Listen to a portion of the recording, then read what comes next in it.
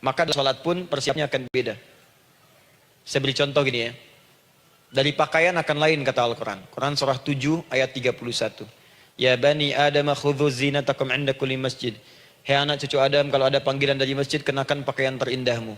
Di orang-orang yang mencintai Allah saat akan sholat, dia akan perhatikan dari pakaiannya. Jauhkan dari yang haram. Terus cari yang paling baik yang dia kenakan. Gak akan sembarangan. Kalau ibu pakai mukena juga cari mukena yang paling indah. Bukan karena pengen dilihat orang. Karena ingin Allah menyaksikan sholat ibu dalam keadaan yang sempurna. Wudu tuh hati-hati gitu. Quran surah ke-5 ayat ke-6. Ya ayyuhalladzina amanu idza qumtum ila shalah faghsilu wujuhakum wa aydiyakum ilal marafiq wamsahu bi ru'usikum wa arjulakum ilal ka'bain. Dikala ada orang beriman mencintai Allah, mau salat dia mau wudu, wudunya enggak akan sembarangan, Bu. Cuman basuh. Ya, bagian kepala juga harusnya kepala, dia rambut, takut selesai. Sampai ke kaki cuma disodorkan di keran, beres. Itu sih anak kecil juga bisa. Orang ini lain. Dia akan pelan-pelan dilihat secara sempurna. Hati-hati, kerjakan karena Allah, karena ingin baik. Kalau orang sholat hanya kebutuhan saja, maka yang penting dia takbir sampai salam selesai. Tapi ini tidak, dia akan pelajari bagaimana Nabi mengajarkan sholat yang benar. Bagaimana bacaan saya benar. Dia belajar ngaji supaya benar bacaan Fatihahnya. Dia belajar dengan baik supaya khusyuk di dalam sholatnya. Dia pahami satu-satu. Apa artinya Allahu Akbar, apa artinya Subhana Rabbiyal Azim, apa artinya Subhana Rabbiyal A'la, apa artinya Sami Allahu liman hamidah. Dipahami. Di begitu dia sholat baru takbir sudah paham misinya. Jika ada orang seperti ini, dia mengerjakan apa yang Allah perintahkan karena cinta dengan Allah. Dia berzakat karena ingin mencintai Allah. Dia berinfak karena cinta dengan Allah, bukan karena uangnya. Pokoknya kalau orang cinta itu, Bu, setiap pecinta dia akan memberikan apapun pada yang dicintai. Walaupun tak diminta.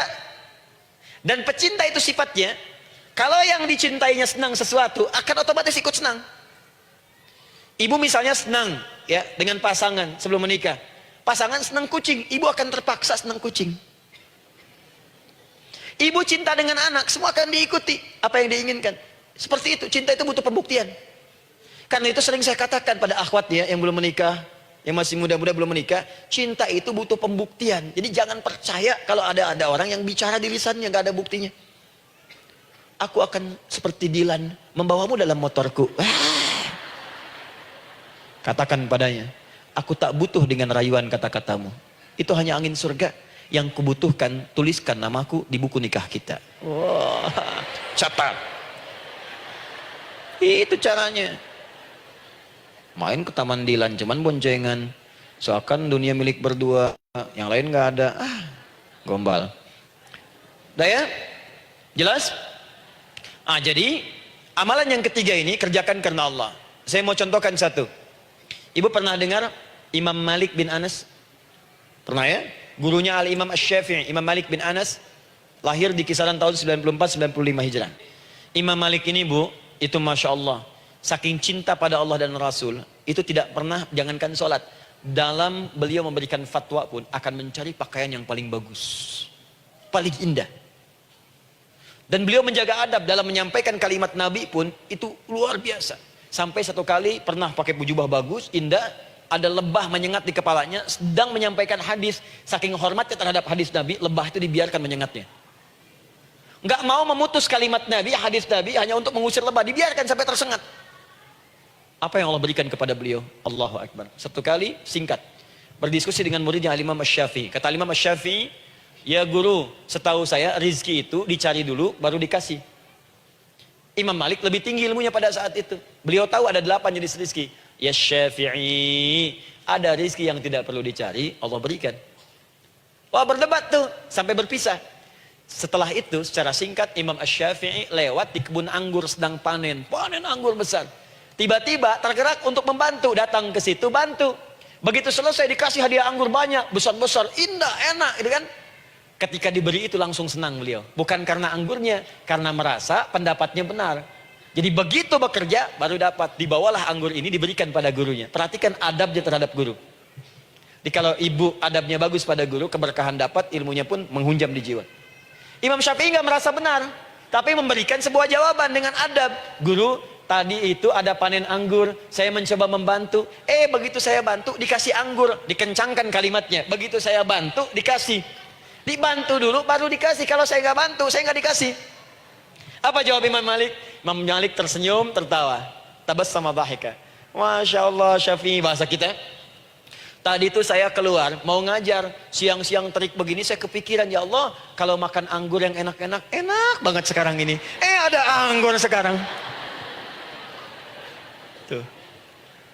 Murid berikhtiar, guru mendapatkan hasil. Setelah itu Syafi'i naik dan jadi bintang di zamannya, sampai kekinian pun luar biasa, dan mendapatkan barakah gurunya seperti gurunya dapatkan, muridnya pun meraihnya. Itulah 3 cara bagi kita untuk bermohon kepada Allah.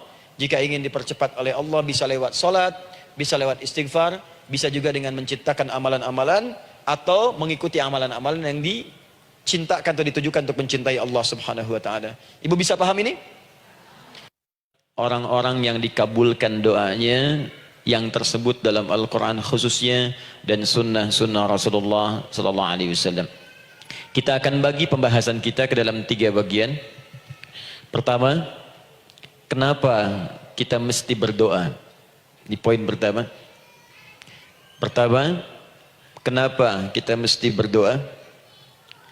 Yang kedua, bagaimana cara berdoa yang baik, yang cepat dikabulkan oleh Allah Subhanahu wa taala. Jadi yang pertama, mengapa kita mesti berdoa? Esensi doa itu apa, ya? Yang kedua, bagaimana cara berdoa yang sekiranya cepat dikabulkan oleh Allah Subhanahu wa taala. Dan yang ketiga, kita akan melihat ukuran pengabulan doa. Seperti apa doa itu dikabulkan. Karena nanti ada orang-orang yang tidak sadar sesungguhnya doanya sudah dijawab, tapi dia tidak menyadari itu. Bahkan merasakan doanya kok nggak dijawab-jawab gitu. Padahal Allah sudah menjawab dia. Nah, seperti apa ukuran kita mengetahui bahwa doa kita telah terjawab, atau doa kita barangkali belum dijawab, atau tidak dijawab? Apa ukuran ketiga hal itu? Itu yang coba kita turunkan di pembahasan pagi ini. Mudah-mudahan dengan itu kita nanti akan lebih pandai bagaimana cara menyikapi doa dalam hidup, seperti apa doa dipanjatkan, kapan kita berdoa, dan kita tahu, oh ini hasil dari doa yang telah kita panjatkan. Sepakat sampai di sini? Baik ya, tinggal sepakat saja ya. Kan biasanya yang nerangkan saya, nulis saya, ngapus saya sampai selesai pula. Baik, ayo kita mulai. Bismillah. Mengapa kita mesti berdoa? Kita buka dulu ibu sekalian, ya, yang di ruangan ini ataupun yang di bawah, semuanya insya Allah memiliki kemuliaan yang sama di hadapan Allah Subhanahu wa taala, sesuai dengan keikhlasannya, ya, sesuai dengan keikhlasannya. Karena hadisnya umum sifatnya. Man salaka tariqan yaltamisu fihi ilma, sahhalallahu lahu tariqan ilal jannah. Siapa yang menyiapkan dirinya menempuh perjalanan dan dia meniatkan ingin belajar pengetahuan agama walaupun sedikit, maka dia akan dapat balasan dari Allah. Minimal setiap langkahnya akan dicatat meringankan langkah dia ke surga nantinya. Ya, dan di situ tidak disebutkan khusus bagi yang di dalam ruangan masjid, lantai 2 lagi misalnya. Tidak. Ya, jadi yang di sekitaran, yang di depan, semua berdasarkan niatnya, ya, berdasarkan niat dan kuantitas amalannya. Di kuantitas itu tambah. Mungkin Ustadz belum datang, ibu ada yang berzikir, ada yang baca Al-Quran, ada yang istighfar. Itu yang nambah pahala. Ya. Kalau yang pasang status, pasang kamera, ya itu saya nggak tahu. Ayo kita kembalikan sini. Pertama, Quran surah ke-7 ayat 172. Quran surah ke-7 Al-A'raf ayat 172. Kemudian setelah itu diperintahkan dalam Al-Quran surah ke-40 Ghafir ayat ke-60. Lalu kita praktekkan ini dalam keseharian kita. Saya beri contoh misalnya Quran surah ke-2 ayat ke yang paling banyak nih dibaca 201. Kadang-kadang misalnya Quran surah ke-2 ayat 286. Banyaklah. Quran surah ke-7 ayat 23 misalnya, dan seterusnya. Ini bagian pertama.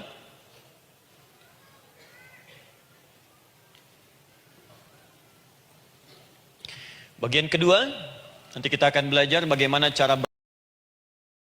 berdoa yang baik yang dikabulkan. Kita ambil satu, Quran kedua ayat 186. Kemudian yang kedua kita ambil contoh Quran surah ke-17 ayat 110. Kemudian yang ketiga kita ambil contoh yang paling dahsyat di Al-Quran surah ketiga ayat 38 sampai 39. Ada yang belum berdoa sudah dikabulkan. Masya Allah. Ini ada di Quran misalnya surah ketiga ayat 31. Nanti turunan amalannya misal di Quran surah 51 ayat 15 sampai dengan 18. Saya bulati yang 18-nya. Bagian ketiganya nanti kita uraikan di bagian akhirnya. Baik, kita bisa mulai insyaallah. Baik, kita bagian pertama, mari kita mulai. Saya ingin berkisah sejenak dengan menyampaikan Quran surah ke-7 Al-A'raf ayat 172. Allah berfirman, A'udzubillahi minasyaitonirrajim.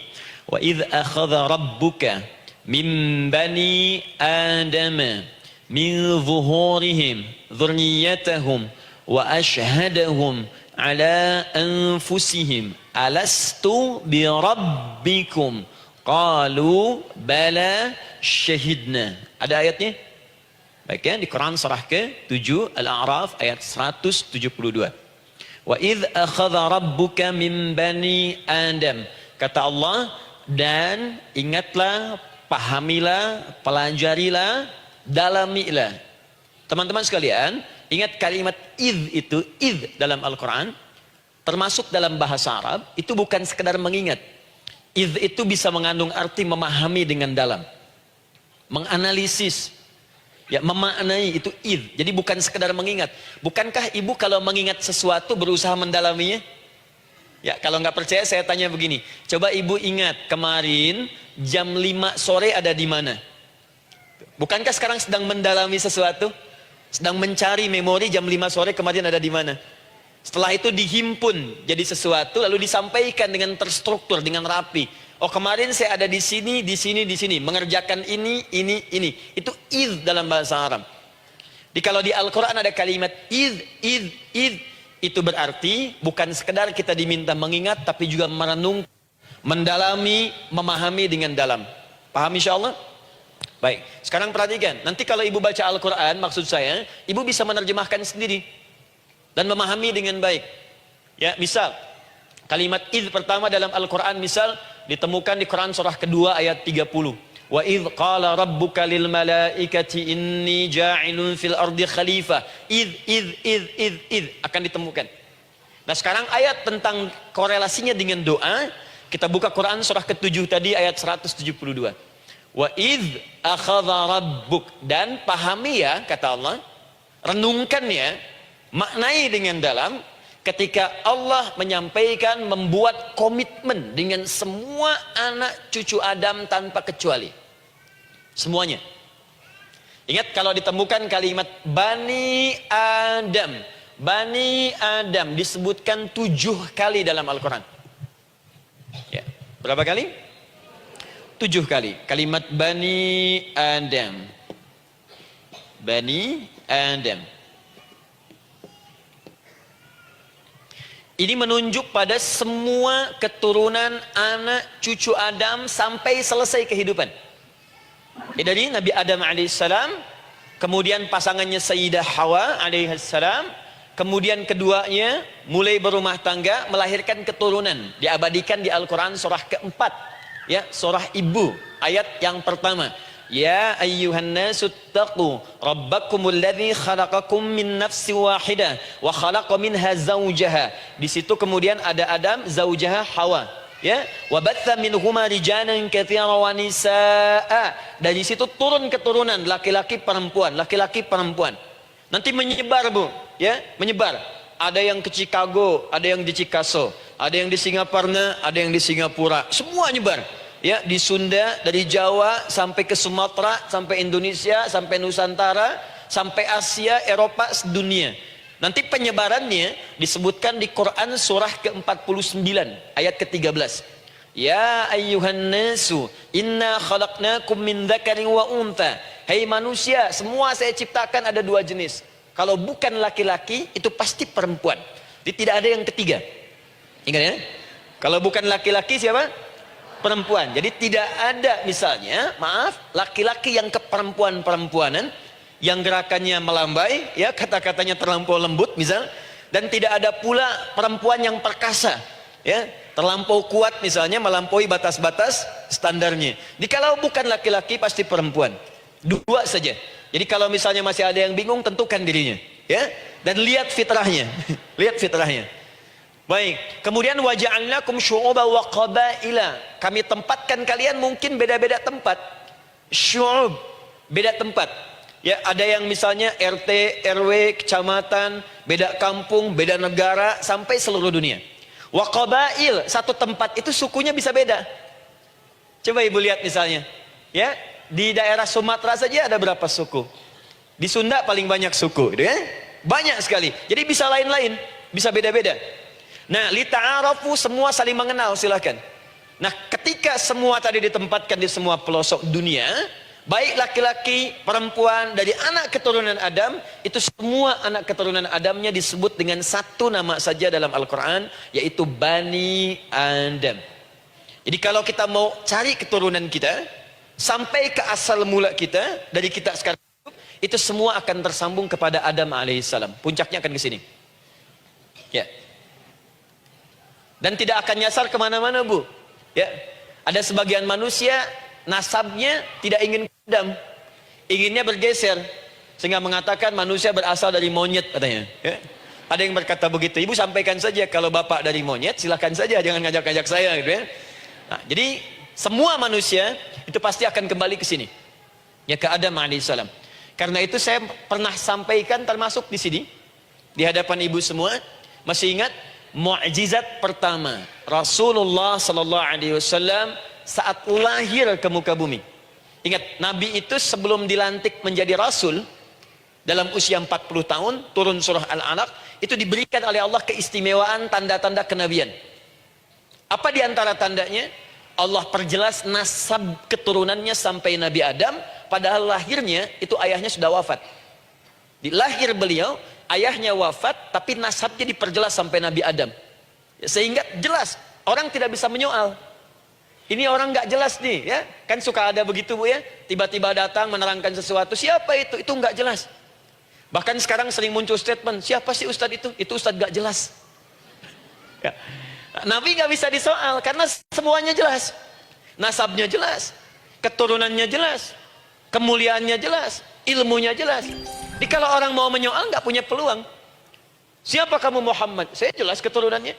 Muhammad SAW bin Abdullah, bin Abdul Muttalib, bin Hashim, bin Abdul Manaf, bin Qusay, bin Murrah, bin Kilab, bin Ka'ab, bin Ghalib, bin Fihir, bin Malik, bin Nadar, bin Kinana, bin Khuzaimah, bin Mudrika, bin Ilyas, bin Nizar, bin Mudar, bin Ma'ad, bin Adnan, bin Addi, bin Adri, bin Muqawwam, bin Nagur, bin Tarih, bin Ya'rub, bin Yasjub, bin Nabit, bin Ismail alaihissalam, bin Ibrahim alaihissalam, bin Azar atau bin Nakhur, bin Abir, bin Kinan, bin Arfakhshad, bin Sam, bin Nuh alaihissalam, bin Mihlail, Matushala, bin Kinan, bin Anwas, bin bin Adam alaihissalam. Coba ulangi. Jelas. Jelas. Jadi orang nggak bisa nyoal, itu mukjizat, ya. Keistimewaan pertama sebelum Allah kemudian angkat menjadi nabi dan rasul di usia 40 tahun. Jadi kalau ibu ditanya, kamu jelas nggak? Jelas. Apa binnya? Bin Bani Adam. Itu bocoran dari Al-Quran.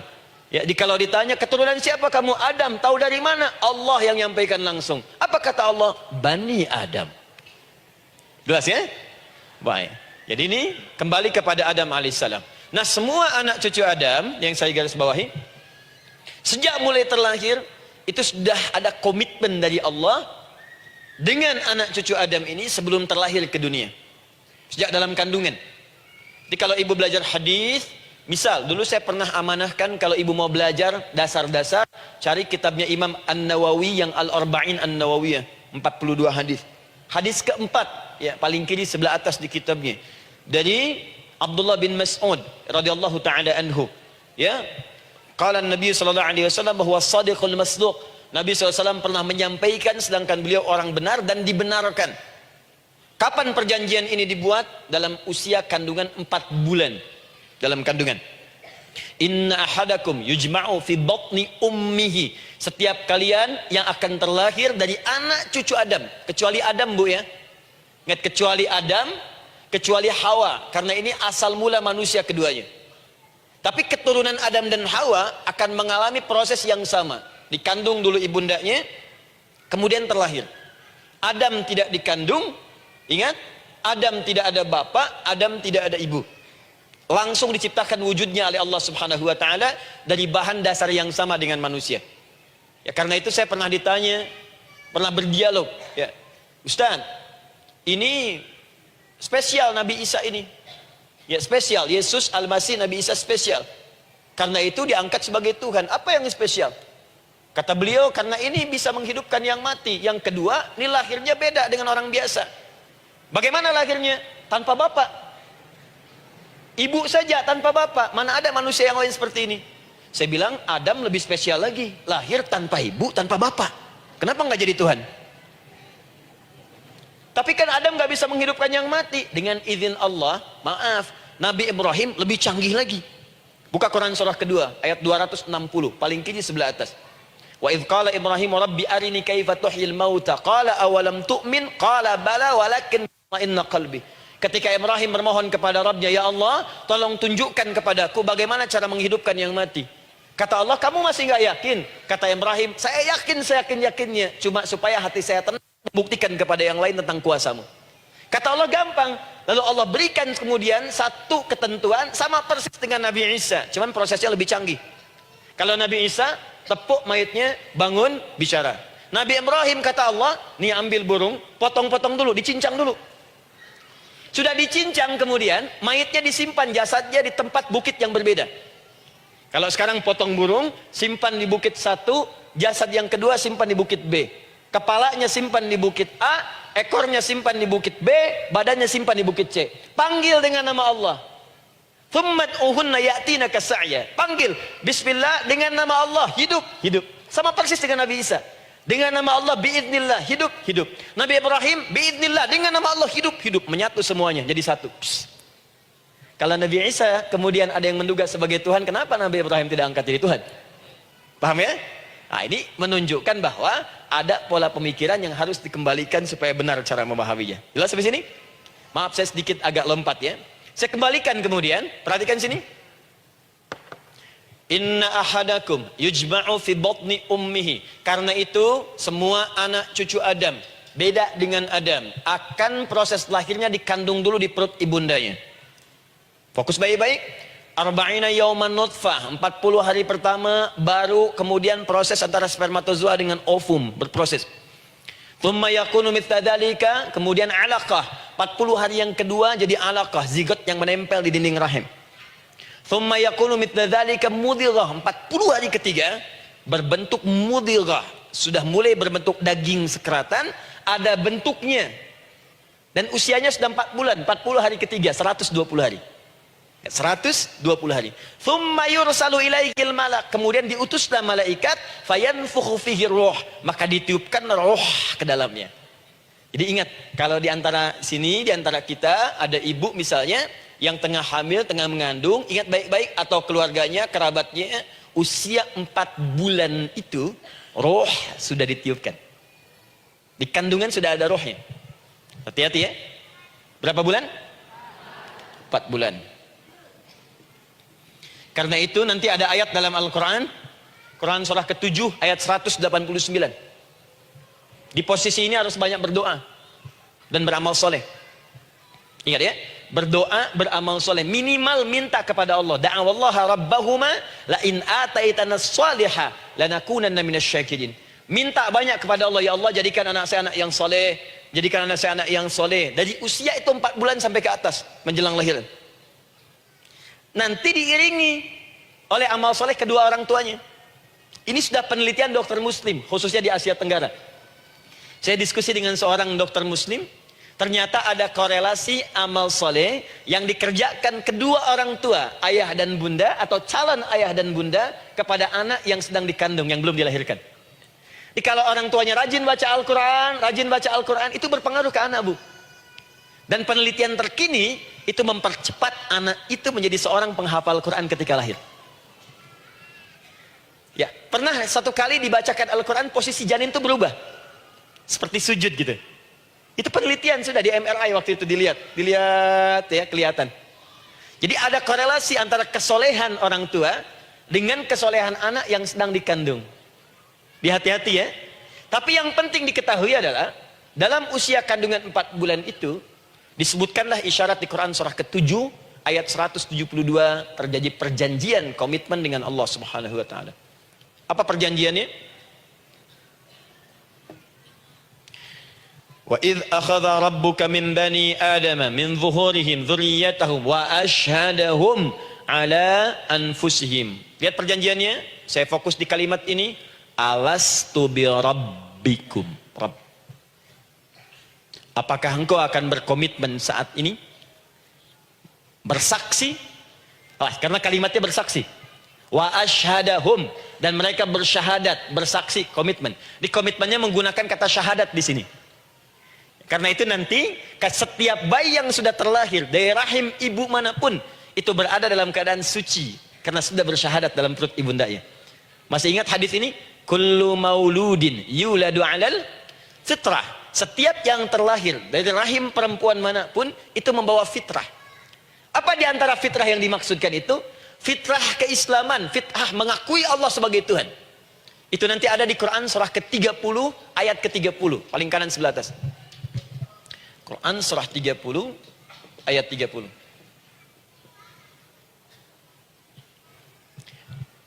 Fa'aqim wajhaka lid-dini hanifa. Hei setiap manusia, fa'aqim wajhaka, hadapkan, pasrahkan, arahkan dirimu sepenuhnya. Lid-dini, pada ketentuan ad-din, hanifa, dengan lurus. Di setiap manusia itu punya fitrah untuk beragama. Punya kecenderungan untuk mencari Tuhan. Silakan ibu cek, manusia manapun yang pernah hidup, itu pasti akan mencari Tuhan. Silakan. Karena itu Allah beri jalan, begini cara mencarinya. Fitratallahi allati fataran nasa 'alaiha, itulah fitrah manusia yang telah Allah berikan pada dirinya bahkan sebelum dia terlahir. Di antara fitrah manusia ada kecenderungan untuk mencari Tuhan. Ada kecenderungan untuk mendekat kepada Allah. Bahasa Qur'annya din, lid-dini hanifa. Apa itu din? Itulah Islam. Quran surah ke-3 ayat 19. Inna dina indallahil Islam. Karena itu silakan cek, semua orang itu pasti akan mencari Tuhan. Setiap manusia. Ada yang melihat kayaknya ada di hewan, kayaknya ada di pohon, kayaknya ada di alam, kayaknya ada di patung, kayaknya ada di... mencari dia. Terus Allah beri jalan. Kalau kamu ingin mencari yang benar, din yang dimaksud Islam, diberikanlah tuntunan dalam Islam. Jelas sampai sini? Baik, karena itulah kemudian setiap bayi yang terlahir itu disebut oleh Nabi dia suci, dia bersih karena telah membawa risalah Islam dalam dirinya. Hanya sayang nanti fa abawahu yuhawidanihi au yunassaranihi au yumajjisanihi. Lingkungan nanti akan merubah dia keluar dari fitrahnya. Bisa dipengaruhi, tiba-tiba berubah misalnya keyakinan. Bisa karena kejadian tertentu dia jauh dari Allah Subhanahu wa taala. Dia muslim, cuman karena kondisi tertentu, pekerjaan menjauhkan dia dari Allah, lupa sholat. Telenovela menjauhkan dia dari Al-Quran. WhatsApp, Facebook, media sosial melupakan dia dari ibadah. Coba ibu, kalau online setiap hari berapa kali dengan media sosial? Ganti status. Online dengan Allah berapa kali dalam sehari? Coba hitung. Online dengan Allah yang paling maksimal kan sholat fardu 5 kali. Kalau 1 kali 5 menit kali 5 cuma 25 menit. 25 menit online dengan Allah. Berapa menit online dengan media sosial yang tidak nyata? Dan cita-cita masuk surga. Ayo sini. Nah, saya belum selesai. Jadi yang pertama, dalam perjanjian 4 bulan ini, pertama ada komitmen bersyahadat menuhankan Allah. Tapi yang kedua, ini yang dahsyat. Perhatikan kalimatnya, fokus. Saat Allah memperkenalkan dirinya, dalam kandungan kita, usia 4 bulan itu, dengan nama apa Allah memperkenalkan dirinya? Coba lihat ayatnya. Alastu bi rabbikum, dengan nama Rabb. Wa id akhadha rabbuka min bani adama dzurriyyatahum, awas, wa ashhadahum ala anfusihim alastu bi rabbikum, dengan nama Rabb. Nah, ibu sekalian, kata Rabb ini itu berasal dari kata ar-rububiyah. Ar-rububiyah yang berarti sifat merawat, memberikan semua kebutuhan. Saya ulang ya. Merawat, memberikan semua kebutuhan. Sudah? Menyayangi, memaafkan, mengasihi, mengampuni. Masya Allah. Merawat, memenuhi sebuah kebutuhan, menyayangi, memaafkan, mengampuni. Jadi semua hal yang terkait dengan perhatian ada pada kalimat Rabb. Sifatnya disebut dengan rububiyah. Zat yang memperhatikannya disebut dengan Rabb, namanya Rabbun. Baik. Pelan-pelan. Seakan-akan Allah ingin berkata begini, hei, engkau buat perjanjian dengan saya sekarang. Engkau bersaksi, saya sebagai Tuhan, siap bersaksi, menuhankan saya.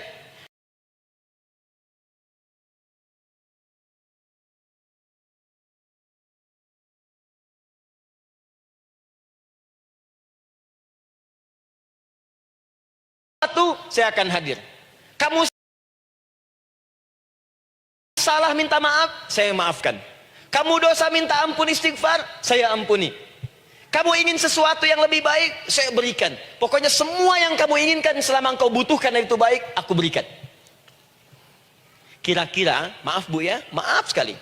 Kalau ada yang nawarkan pada ibu, mau nggak ikut saya, nanti sebuah kebutuhannya saya berikan.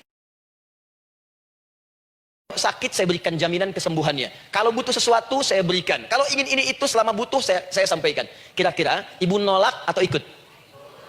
Baik. Ikutnya mikir dulu atau tidak? Tidak. Jangankan yang tinggi-tinggi Bu ya. Suami aja nawarkan. Mah mau nggak ikut papa? Papa nanti kasih handphone S10. Sama gelang nggak Pak? Ikut ya. Dan tanpa pikir. Dalam bahasa Arab, sesuatu yang disetujui tanpa difikirkan lagi, itu disebut bala namanya. Bala, sekali saja. Sekali, ya, tidak dua kali. Tidak ditambah, tidak dikurangi. Ingat, kalau Allah sudah sampaikan kalimat, jangan tambah, jangan kurangi. Ya. Bala, tidak ditambah nga, tidak disebutkan dua kali. Bala. Bala itu artinya siap. Ya. Tanpa fikir. Karena memang enggak